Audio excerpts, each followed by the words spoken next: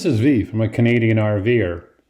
What I'll be doing in this video is replacing all the parts in my Suburban hot water tank, and it's been approximately going on to about 4 years, 4.5 years now, and we have traveled to places this past winter which the water was very hard, and I thought because I have extra parts that I would all put them in and just go through it step by step and show you how I plan to replace the heating element, the sacrificing rod, the 2 temperature sensors.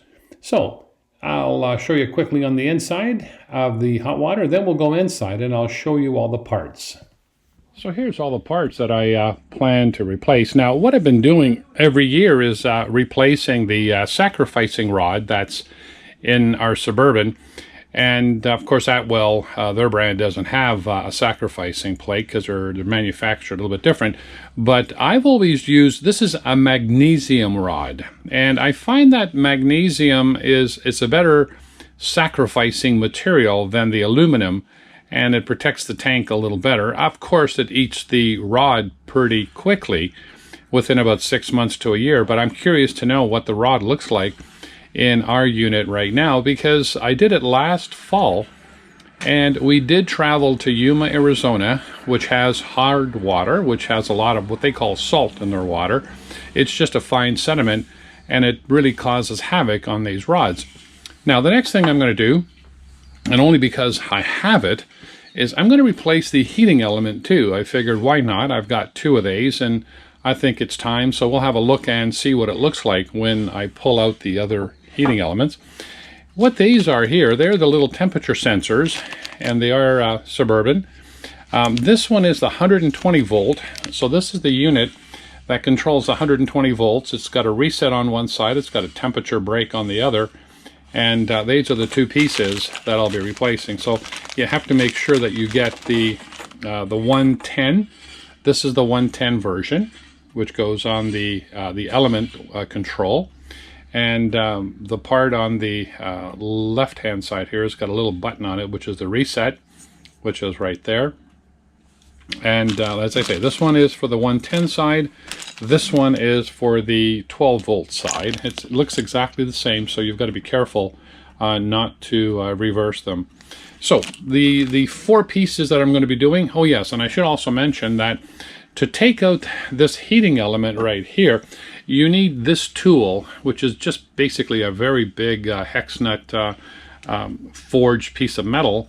And it's pretty, I'm not sure exactly the size. I think it's almost 1 3/4 or some weird size like that, but it's very difficult to find it in a ratchet. So I purchased this one too, just to have, and that will actually go right on the end here. And it'll fit right on the part that you have to take out, right in there. So it does work very well. And you put a screwdriver in these holes and you can pull this out. Now I've already put the washer right on there, a rubber gasket that's already on there. This here will need Teflon tape, and as I take out the other pieces, you'll see where everything comes out, and we'll put these on. So we'll go back outside and start removing all the other thing pieces. You definitely want to do is come down to your power panel and make sure that you've got the breaker off, and ours is right in here, and I believe it's the one that's right at the bottom.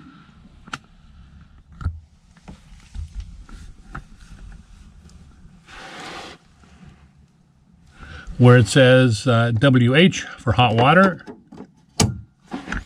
That's off. Just checking all of them. Water heater, yeah, WH, fireplace, and everything else looks good. So now I'm going to be pulling back and double checking the wiring. So here we are on the outside, and I've got the cover off. Now what I've done to the video is I've sped it up 4 times the amount speed. The first thing you want to do is just remove the plastic cover that has the 2 sensors in it. Now what I'm doing here is I'm just trying to jump a few screws ahead, but you can see where the fire flue, I guess it's called, where the propane is injected into the tube to use the propane side is a little bit difficult for me right here. So I'm just actually looking at different ways to do this, but I'm struggling through and getting at least the screws off. The two things that you want to replace are I'll be going back to that in a minute here, just as I still play with the screws. And the cover that I'm working on right now is the cover that has the element in it.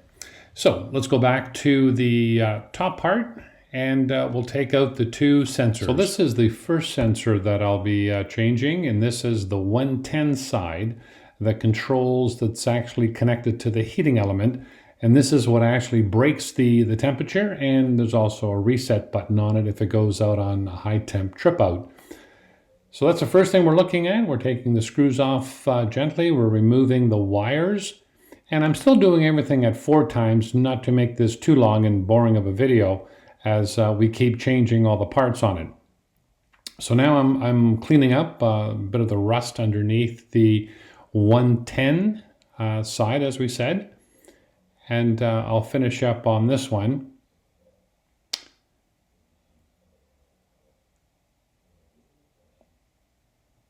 So here I go. I've now put the new one back on after cleaning a bit of the rust as best you could in that tight area.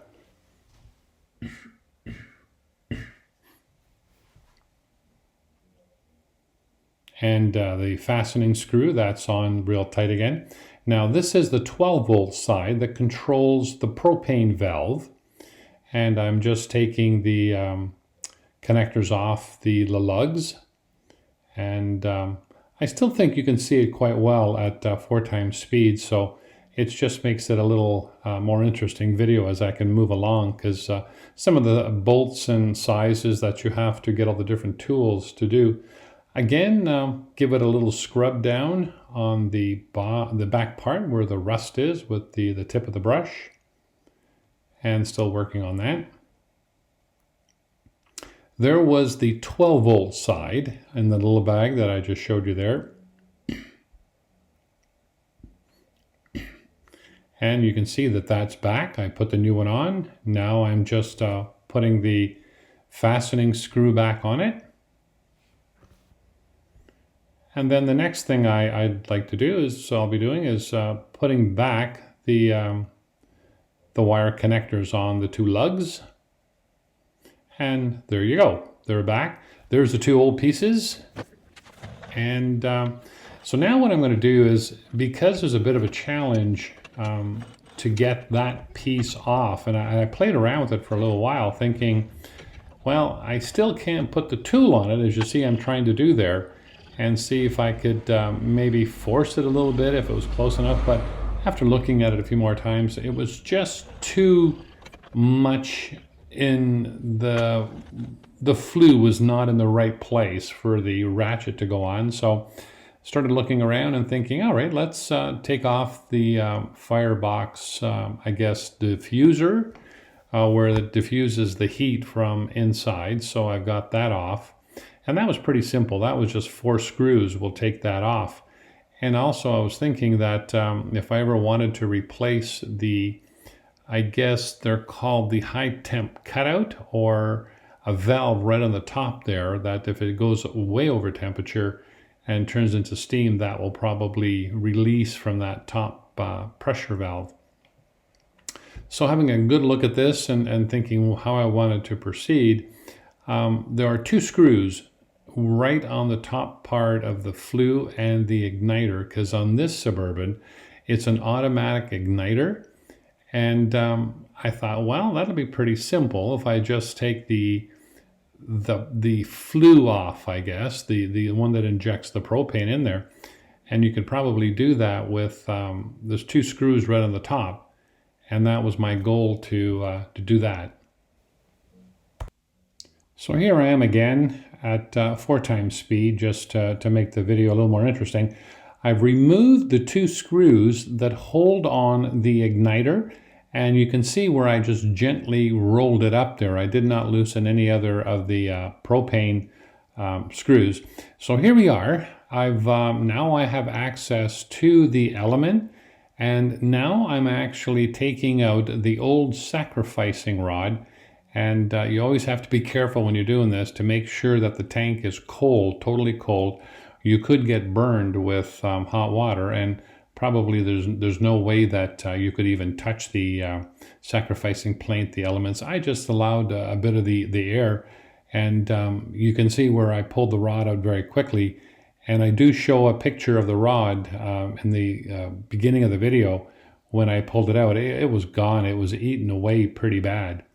So now we're just pouring the water out, and the next thing I'll be doing is, don't forget, this is a 10-gallon tank that we have, which is pretty big considering some RVs have 6-gallon, but this one is a 10-gallon tank, so you're carrying 10 gallons of hot water anytime that you're traveling, and if it's on either propane or before you leave and once you get it. But there's the rod again one more time. I thought I would give you a quick look at it, and you can see where the tip is, where my thumb was eaten completely away right down to the center part of the rod. So this is now the water is all out of it, and what I'll be doing right now is I've disconnected the 2 wires that go on to the element, and the trick now is to put in that special tool to remove the heating element.